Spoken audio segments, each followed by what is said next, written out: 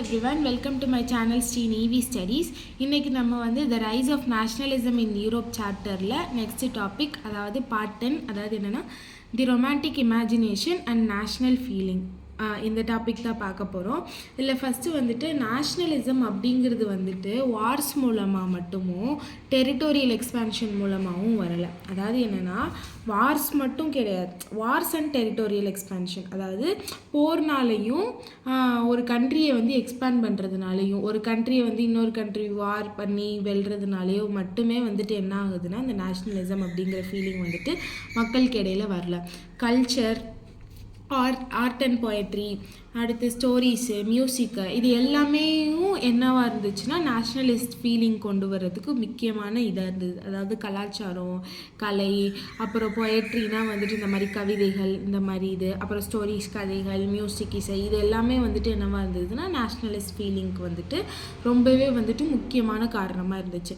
ஓகேங்களா? இப்போ ரொமான்டிசிசம் அப்படின்னா என்னென்னு பார்த்தோம்னா it is a cultural moment. ஓகேவா? கல்ச்சுரல் மூமெண்ட் அப்படின்ட்டு சொல்லுவோம். அதாவது ஒரு கலாச்சாரம் சார்ந்த ஒரு மூமெண்ட் தான் வந்துட்டு என்னென்னா ரொமான்டிசிசம். அதாவது என்னென்னா 1848 அந்த டைத்தில் என்ன ஆச்சுன்னா இந்த ரொமான்டிசிசம் அப்படிங்கிற மூமெண்ட் வந்துட்டு கொஞ்சம் அதிகமாகவே இருந்தது. அதாவது என்னென்னா வார்ஸு, டெரிட்டோரியல் எக்ஸ்பான்ஷன் இந்த மாதிரி வச்சு மட்டுமே வந்துட்டு நேஷ்னலிஸ்ட் ஃபீலிங் கொண்டு வர்றதுக்கு பதிலாக இந்த ரெவல்யூஷனரிஸ் இருக்காங்க பார்த்தீங்களா, அவங்க வந்துட்டு இந்த ரொமான்டிசிசம் அப்படிங்கிறதையும் வந்துட்டு கையில் எடுக்க ஆரம்பிச்சாங்க. அதாவது கல்ச்சரை வச்சுட்டு வந்துட்டு என்ன பண்ணுறாங்கன்னா வந்துட்டு மக்களோட வந்துட்டு they are trying to convey. ஓகேங்களா? ரொமான்டிசிசம், கல்ச்சுரல் மூமெண்ட், இதுவும் என்ன ஆச்சுன்னா நேஷ்னலிஸ்ட் சென்டிமெண்ட்டுக்கு ரொம்பவே முக்கியமான காரணமாக இருந்தது. ஓகேங்களா? Romantic art and poets, artist and poets, அதாவது அந்த டயத்தில் இருந்த ஆர்டிஸ்ட் அண்ட் பொயட்ஸ் என்னன்னா வந்துட்டு சயின்ஸ் அண்ட் ரீசன்ஸை வந்துட்டு ஒரு இதாகவே நம்பலை. அதாவது எல்லாத்துக்கும் ஒரு காரணம் கண்டுபிடிச்சிட்டு அதுக்கு பின்னாடி இருக்கிற சயின்ஸு அது எல்லாமே வந்துட்டு உங்களுக்கு அவங்க வந்துட்டு ஒரு கன்சிடரே பண்ணலை அந்த மாதிரி இதை. ஓகேங்களா? அவங்களுக்கு எல்லாமே என்னவாக இருந்ததுன்னா மக்களோட எமோஷன்ஸ், இன்ட்யூஷன்னா உள்ளுணர்வு. ஓகேங்களா? அப்புறம் வந்துட்டு மிஸ்டிக்கல் ஃபீலிங்ஸ் தான் மாய உள்ளுணர்வு. ஓகேங்களா? இது எல்லாமே தான் வந்துட்டு இவங்க வந்துட்டு மேஜராக கன்சிடர் பண்ணாங்க. அதாவது மக்களோட எமோஷன்ஸ் மூலமாகவே வந்துட்டு நம்ம வந்துட்டு இண்டிபெண்ட் ஆகிறதுக்கு வந்து மக்களை வந்து போராட வைக்கணும் அப்படிங்கிற மாதிரி தான் இவங்களோட இன்டென்ஷனாக இருந்துச்சு. ஓகேங்களா?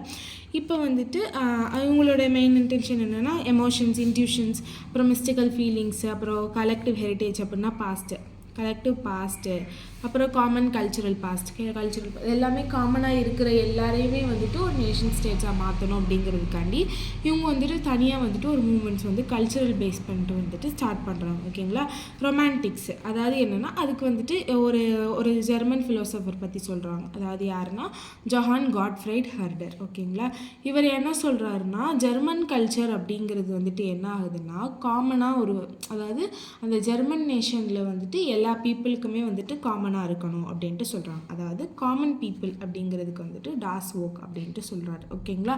அப்புறம் வந்துட்டு என்னென்னா folk songs, folk poetry, folk dances, இதெல்லாமே வந்துட்டு இது எல்லாமே ஃபோக் அப்படின்ட்டுனாலே வந்துட்டு அந்த கண்ட்ரிக்கு மட்டுமே உரியது. ஓகேங்களா?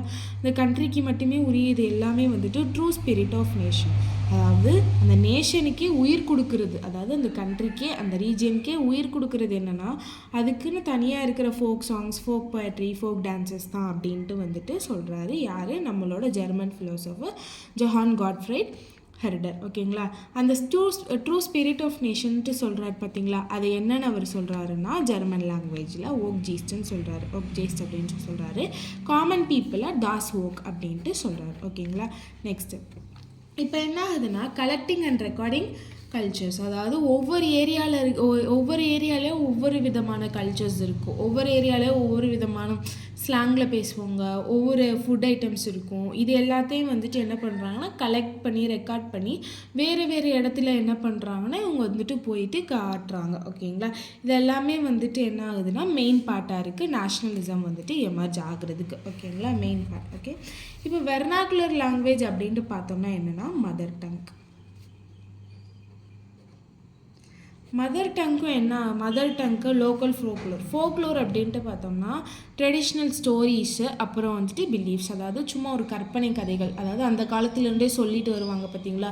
இப்போ வந்துட்டு நிலாவில் வந்துட்டு பாட்டி வடை சுடுதுன்னு சொல்லுவாங்கள்ல, அது மாதிரி வந்துட்டு அந்த காலத்துலேருந்தே சொல்லிட்டு வர ஒரு கதை, அதுதான் வந்துட்டு லோக்கல் ஃபோக்லோர். ஸோ ஒரு ஏரியாவில் ஒரு கதை சொல்லுவாங்க, அந்த கதை தான் வந்துட்டு என்னென்னா ஃபோக்லோர். ஓகேங்களா. அப்போ வந்துட்டு இந்த மதர் டங்கு, இந்த ஃபோக்லோர், இது எல்லாமே வந்துட்டு என்ன ஆகுதுன்னா இந்த மாடர்ன் நேஷ்னலிசம்க்கு வந்துட்டு நேஷ்னலிஸ்ட்க்கு வந்துட்டு ஒரு ஹெல்ப்ஃபுல்லாக இருக்குது. ஓகேங்களா. இந்த வெர்னாக்குலர் லாங்குவேஜ் ஃபோக்லோர் எல்லாமே வந்துட்டு என்னென்னா இந்த நேஷ்னலிசம் பற்றி வந்துட்டு, அதாவது இல்லிட்ரேட் பீப்புள், அதாவது படிப்பறிவு இல்லாத மக்களுக்கும் வந்துட்டு இப்போனா என்ன அப்படின்ட்டு தெரிவிக்கிறதுக்கு வந்துட்டு ரொம்பவே யூஸாக இருக்குது. என்னது இந்த vernacular language folklore, folk dance, இது எல்லாமே வந்துட்டு யூஸாக இருக்குது. ஓகேங்களா. இப்போ போலாண்ட் பற்றி பார்க்கலாம். போலாண்டு வந்துட்டு 18th century வந்துட்டு இந்த இது இருக்கா, ட்ரீட்டி ஆஃப் வியன்னா, அதுபடி பார்த்தோம்னா என்ன ஆகுதுன்னா ரஷ்யா, பிரஷ்யா, ஆஸ்ட்ரியானால் வந்துட்டு பங்கு போடப்பட்டுச்சு. ஓகேங்களா. போலாண்டு என்ன பண்ணிட்டாங்க, பங்கு போட்டு பிரிச்சுக்கிட்டாங்க.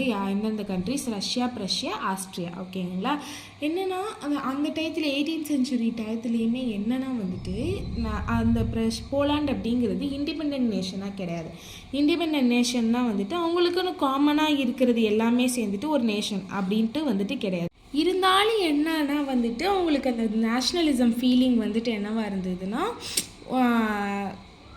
ஐடியலாக இருந்தது. ஓகேங்களா. அதாவது எதனாலனா வந்துட்டு அந்த மியூசிக், லாங்குவேஜ், இந்த ஃபோக்லோர், இதனாலே வந்துட்டு என்னவாக இருந்ததுன்னா இவங்களுக்கு வந்துட்டு இந்த போலாண்ட் பீப்புளுக்கு வந்துட்டு நேஷ்னலிசம் அப்படிங்கிற ஃபீலிங் வந்துட்டு எப்போவுமே இருந்தது. ஓகே, அவங்களுக்கு வந்துட்டு இண்டிபெண்ட் ஆகணும் அப்படிங்கிற ஒரு வெறி வந்துட்டு இருந்தது. ஓகேங்களா.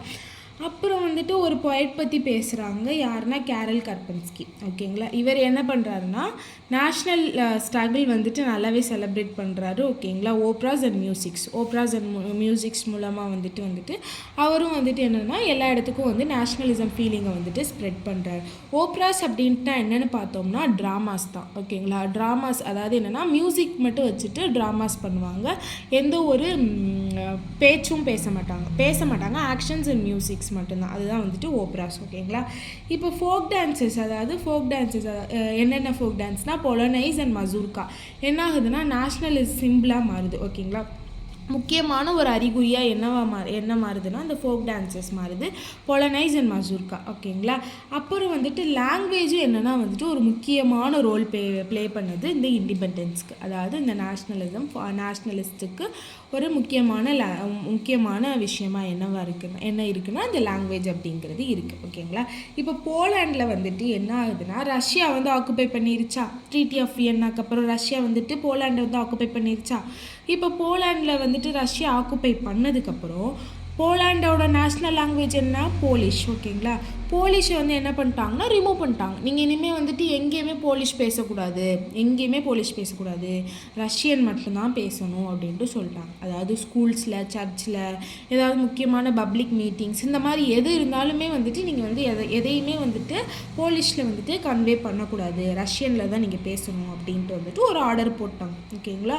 இது வந்துட்டு இந்த போலாண்ட் மக்கள் யாருக்குமே பிடிக்கல. ஸோ என்ன பண்ணுறாங்கன்னா 1831 ஆர்ம்டு ரெபெலன், அதாவது ரெவல்யூஷனரிஸ் வந்துட்டு, அதாவது ஆயுதம் ஏந்திய வீரர்கள், ஓகேவா, என்ன பண்ணுறாங்கன்னா அந்த ரஷ்யனை வந்துட்டு எதிர்த்துட்டு ஒரு சண்டை மாதிரி போடுறாங்க. ஆனால் வந்துட்டு இவங்க வந்துட்டு தோற்கடிக்கப்படுறாங்க. ஓகேவா. 1831 இவங்க போலிஷ் வந்துட்டு என்ன பண்ணுறாங்கன்னா ரஷ்யன்ட்ட தோத்துடுறாங்க. அப்போ என்ன ஆகுறாங்கன்னா நீங்கள் என்ன நாங்கள் சொல்கிறதையும் கேட்க மாட்டீங்கன்னு சொல்லிட்டு அப்போ வந்துட்டு நாங்கள் வந்துட்டு எங்கள் இஷ்டத்துக்கு போயிடணும் அப்படின்ட்டு என்ன பண்ணுறாங்கன்னா கிளர்ஜினா வந்துட்டு இது வந்துட்டு ஒரு கிளாஸ் ஆஃப் பீப்புள். ஓகேங்களா. அதாவது இந்த middle class, high class, aristocracy அப்படிங்கிற மாதிரி கிளர்ஜி அப்படிங்கிறது வந்து ஒரு கிளாஸு. இவங்க என்ன பண்ணுறாங்கன்னா லாங்குவேஜ், அதாவது போலிஷ் அப்படிங்கிற லாங்குவேஜை வந்துட்டு வெப்பனாக எடுக்கிறாங்க, அதாவது ஆயுதமாக எடுக்கிறாங்க. லாங்குவேஜ். ஓகேங்களா. இப்போ வந்துட்டு போலிஷ் வந்துட்டு எங்கே சர்ச்சு, ரிலீஜியஸ் கேதரிங் எல்லாத்துலேயுமே வந்துட்டு போலிஷ் வந்துட்டு பேச ஆரம்பிச்சிடுறாங்க. ஓகேங்களா. இப்போ என்னென்னா ப்ரீஸ்ட்டு, பைஷாப்ஸ், இது எல்லாரையுமே வந்துட்டு என்ன பண்ணுறாங்கன்னா ஜெயிலில் போட்டுறாங்க. என்ன பண்ணுறாங்கன்னா ப்ரீஸ்ட், பைஷாப்ஸ் என்ன பண்ணுறாங்கன்னா ஜெயிலுக்கு அனுப்பிடுறாங்க. சில பேரை வந்துட்டு என்ன பண்ணுறாங்கன்னா எக்ஸைல், நாடு கடத்திடுறாங்க, சைபீரியாவுக்கு வந்துட்டு நாடு கடத்திடுறாங்க. சில பேரை ஜெயிலுக்கு அனுப்புகிறாங்க, சில பேரை வந்து சைபீரியாவுக்கு நாடு கடத்திடுறாங்க. இப்போ என்ன ஆகுதுன்னா போலிஷை வந்துட்டு என்ன பண்ணுறாங்கன்னா சிம்பிள் ஆஃப் ஸ்ட்ரகிள், அதாவது லாங்குவேஜை வந்துட்டு சிம்பிள் ஆஃப் ஸ்ட்ரகிள்னு எடுத்தாங்கல்ல, அதே மாதிரி என்னென்னா வந்துட்டு போலிஷ் அப்படிங்கிற லாங்குவேஜை வந்துட்டு ஸ்ட்ரகிள், அதாவது சிம்பிளாக எடுத்துக்கிறாங்க. எதுக்குன்னா வந்துட்டு ரஷ்யன் டாமினன்ஸை எதிர்த்து. அவ்வளோதான். இதோட இந்த பார்ட் முடியுது. உங்களுக்கு இந்த வீடியோ பிடிச்சிருந்தால் லைக் பண்ணுங்கள், ஷேர் பண்ணுங்கள், சப்ஸ்கிரைப் பண்ணுங்கள். தேங்க்யூ.